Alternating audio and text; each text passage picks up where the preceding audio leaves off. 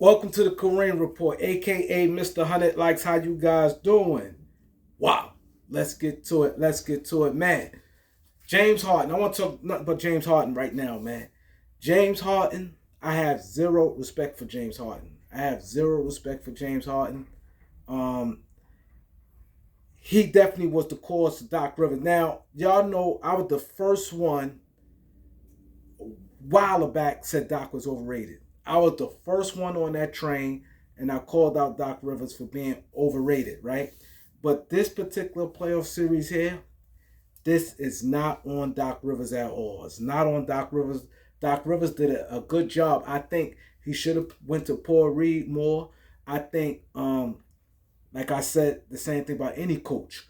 When you don't have nothing, you game 7, and your other role players not playing well, you go deep in your bench. I'd have tried Shake Milton. I would have tried Montrezl Harrell to get me some buckets and stuff. When it's like that, all hands on deck. That's the problem with coaching. I think that's the mistake to me. The only thing I saw, like in that game 7, I think once it got a little critical, you you gonna stick with Embiid and Harden. After that, you got um, PJ Tucker playing 30 plus minutes. It's not working for them. You got to go. Hey, Shake Milton, get in the game. Uh, Jalen McDaniels, Daniel House, Paul Reed, um, Montrez. You got to just start throwing it any and all it takes in the playoffs. We know this. One of them guys, same way how Lonnie Walker came in the game and got hot, it takes that. You know what I mean? You bring in a guy like Shake Milton, he hit 2 or 3 3-pointers. Now you're back in the game. He started playing well. It spilled back over to the starters, and now they get back into it. That's how you have to coach in the game 7, and that's a lot of mistakes coaches make. They stick too much with certain guys, and they ride and die with them. When the game on the line, you have to coach different from the playoffs than you do in the regular season. You cannot be scared. The NBA, like I said, you seen Shake Milton. He known to get hot and can knock down shots. It's not like you putting in a guy from the streets in that don't have a chance in hell to succeed. Anybody on the NBA roster, that's why you out of 15 guys, it should at least be at least 13 guys that, you know what I mean, you should have some level of confidence in that they could do something. Maybe this guy's good at hard fouls. I know when they come down this lane, he gonna put a whacking on somebody. This guy may be a harasser on defense. This guy may be good at setting screens. It Out of 15 men, at least 13 should be good for something. You know what I mean, on the NBA roster. So, but at all, this game is not on Doc Rivers. Now, let's get back to Harden. He was the driving force of them getting rid of Doc Rivers. I heard close. Y'all know my son worked in the Sixer organization. Um, the Tim Harris and the guys, Philadelphia ownership in them, they liked the Doc Rivers. But you got Daryl Morey, of course, he's that's James Harden guy, right? So now you go, hey, James Harden, like I said, is his guy. He made the move, whatever. That was not a good move there because one, yeah, Harden definitely won 2 games. He definitely won 2 games for them. But let's not, at the end of the day, you say you're a star player. You say, hey, I want, he got Doc Rivers fired. I don't need to go to, we all know that. James Harden, the reason Doc Rivers is gone, right? He said he want a max contract and he want a freedom. He want to go to, he said he want to be with a team. He want a max contract. He want to be with a team that's in contention. So he want to be on a good team and he want a freedom of his offense. Now, this other guy that's 34 years old, this is why I think Philadelphia is crazy. This is where your guts come in at. He's 34. He's not the same. Yes, he had a good year. He had a couple good games in the series. Now, the thing that kills me, he pumping his chest and probably like, yeah, I won 2 games, but at the end of the day, y'all play 7. Now, if you look back at that series, out of 7, he might have was good three of them games and bad 4 of them games. So technically, as a star, that never supposed to be. As a star, as you're a superstar player, now you got stars and superstars. A superstar player out of 7, you allow really 1 game, 1 bad game, and another game, a subpar game. After that, five tremendous games as a superstar. You're supposed to have 5 tremendous games out of 7. 1 subpar. What I call subpar, let's say a guy like James Harden. This is what I call subpar game.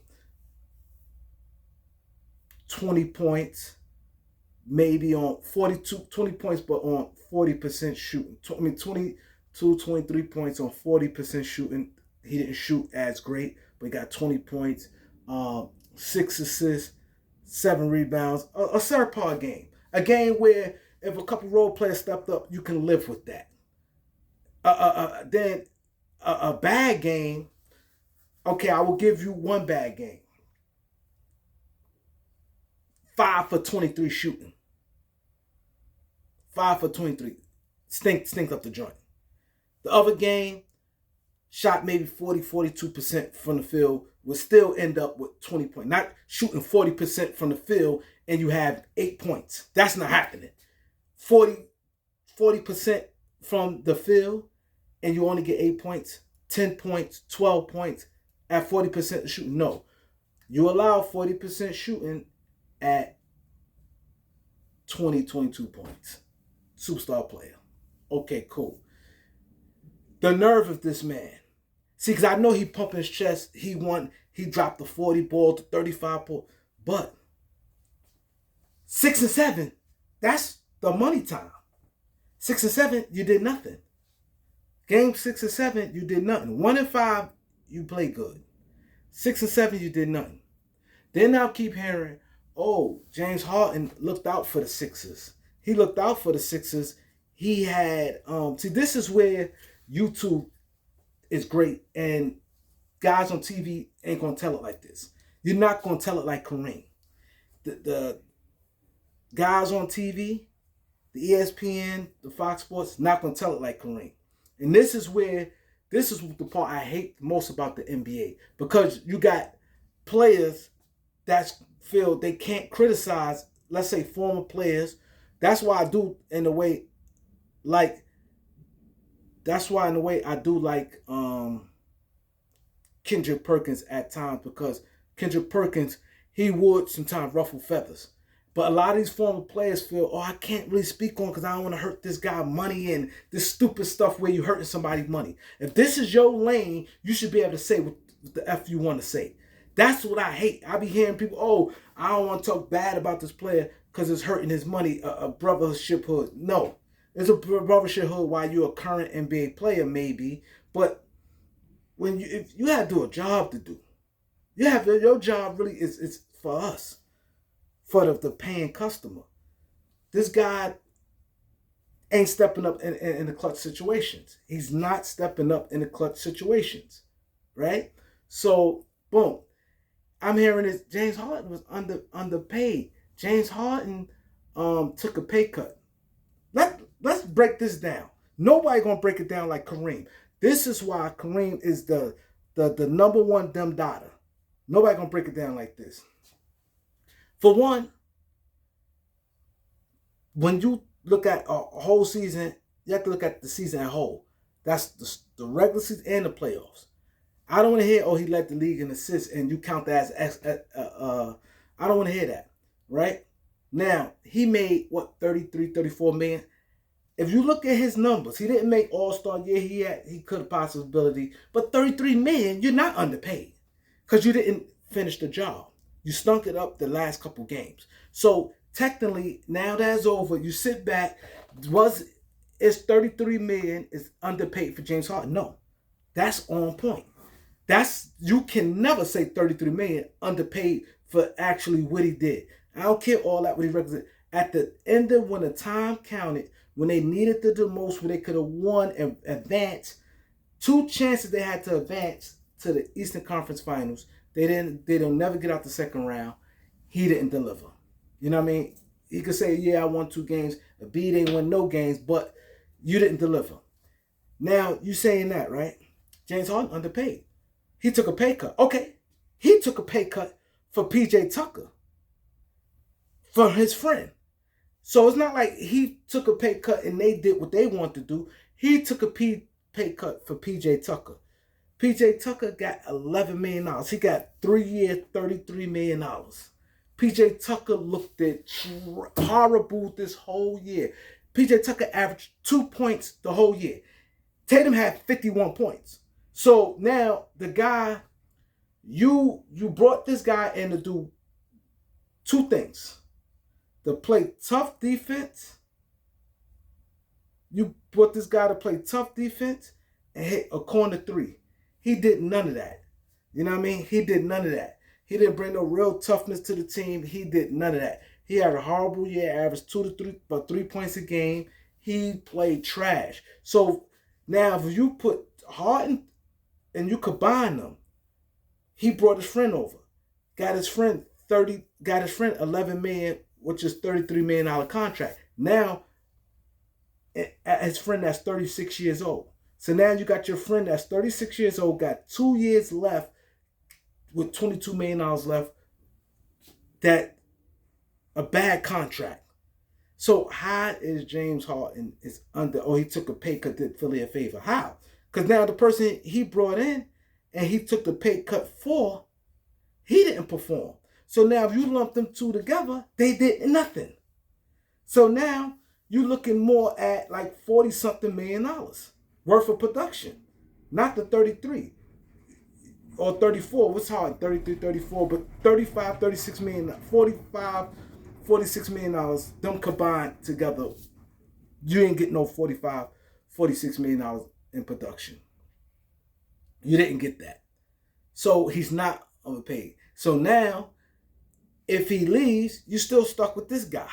This guy that don't do nothing. The guy playing 30-something minutes a game. See, this is a major problem we have, and this is the problem with the James Harden situation. Now, you done fired Doc Rivers. Now you basically show that I'm married to James Harden. James Harden said he want a max deal. Now he's threatening you like he's going back to Houston. Houston don't want him. I know this for a fact. Houston, that's bluff. Houston not going after James Harden. They didn't get Victor. If they got Victor, they didn't get Victor. They're not going after James Harden. So now you front your move so early and fire Doc. They not going after James Harden. Now, who's going back? Now you betting against yourself. Now you thinking in your head, we can't let him go. We can't let him go for nothing. So now you're going to pay a guy that's 34 years old, that stayed out of shape, that year after year from the minute he been in the NBA, 14 years, however long he been in the NBA, never did nothing in the playoffs. It's always shaky, never dominated nothing, right? So now I'm hearing $200 million. I'm hearing he trying to get $200 million. I'm hearing either 200 or close to 200. I'm hearing 200, then I'm hearing 4 years, 180. 4 years, 180? 4 years, 180? 4 years, 180? That's ridiculous. You know that contract. He slipped completely. And forget all that cute stuff in the regular season. He's not delivering in the playoffs. I would just let him. I would say I'd have kept Doc and let it play out. He want a team to freedom. The young team's not going to break the bank for him. A lot of teams don't have that type of cap space anyway. Houston not going to do it. Call a bluff. Worst case scenario, do a sign and trade. Sixers dropped the ball on that one. They should never fire Doc Rivers. That was bad. That was not on him. It was on Embiid and Harden. Like, comment, share, subscribe.